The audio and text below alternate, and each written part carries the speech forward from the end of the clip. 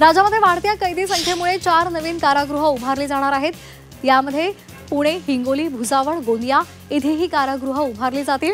त्यासाठी राज्य सरकारने प्रशासकीय मान्यता दिली आहे, तर पोलीस गृहनिर्माण आणि कल्याण महामंडळाकडून नकाशा आणि आराखडे तयार करण्याचे काम सुरू झाले आहे। जम्मू काश्मीरमध्ये मुसळधार पावसामुळे रुळांवर पाणी साचलेलं आहे। त्यामुळे पुणे जम्मू तावी झेलम एक्सप्रेस 2 सप्टेंबर ते 29 सप्टेंबर या काळामध्ये फक्त अंबाला कॅन्टोन्मेंट जंक्शनपर्यंतच धावणार आहे। त्यामुळे प्रवाशांना पुढील प्रवासासाठी इतर पर्यायांचा वापर करावा लागणार आहे।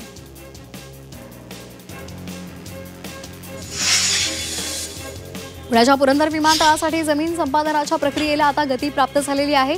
आठवडाभरामध्ये जवळपास 56% म्हणजेच 1000 शेतकऱ्यांनी 1,500 एकर जमीन देण्यासंदर्भात संमती दिलेली आहे। पारगाव, एकतपूर आणि खानवडवी या गावामधून सर्वाधिक प्रतिसाद मिळाल्याचं जिल्हा प्रशासनानं सांगितलंय। 18 सप्टेंबरपर्यंतच या संमतीची मुदत आहे। मावळ तालुक्यातील दुर्गम उकसान पठारावर गणपती विसर्जन सोहळा उत्साहात पार पडला। गावामधील महिला पारंपरिक गाणी म्हणत तसंच धनगर समाजानं गजनृत्य सादर करत बाप्पाला निरोप दिला।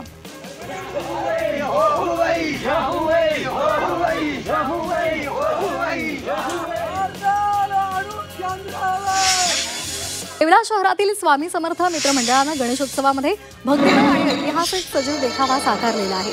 या देखाव्यामध्ये दुर्गा मातेचा महाकाली अवतार उभा करून रक्तबीज राक्षसाचा वध हा प्रसंग कलात्मक पद्धतीने साकारण्यात आलेला आहे। हा आकर्षक देखावा पाहण्यासाठी मोठी गर्दी होते।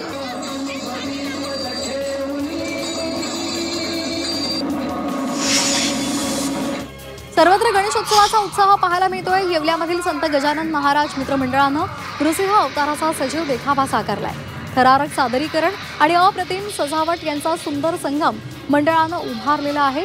या देखाव्यामध्ये भक्त प्रल्हादाची अढळ श्रद्धा, हिरण्यकश्यपूचा अहंकार आणि नृसिंहाचे क्रोधावतार हे प्रसंग दाखवण्यात आले।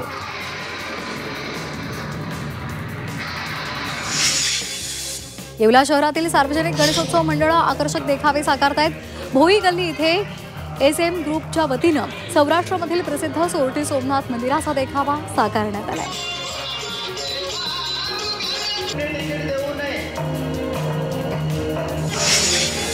येवल्यामध्ये गणेशोत्सवानिमित्तानं पंढरपूरचा देखावा साकारलाय। ओमकार धर्मरक्षक ग्रुप या मंडळानं विठ्ठल रुक्मिणीच्या मंदिराचा देखावा साकारलेला आहे। पंढरपूरच्या मंदिराची जणू प्रत्यक्ष प्रतिकृती इथे उभारण्यात आली आहे।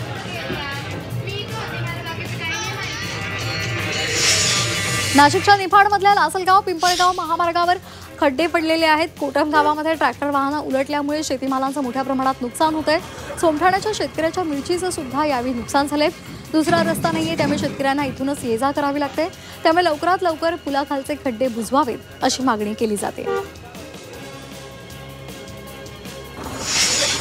नाशिकच्या पाथर्डी फाटा परिसरामध्ये पुन्हा एकदा बिबट्या आढळलाय। काही दिवसांपूर्वी बिबट्याच्या हल्ल्यामध्ये एका मुलाचा मृत्यू झाला होता। त्यामुळे नागरिकांमध्ये सध्या भीती पसरली आहे। या बिबट्याचा व्हिडिओ सोशल मीडियावर व्हायरल होत असून लवकरात लवकर बिबट्याचा बंदोबस्त करावा अशी मागणी केली जाते।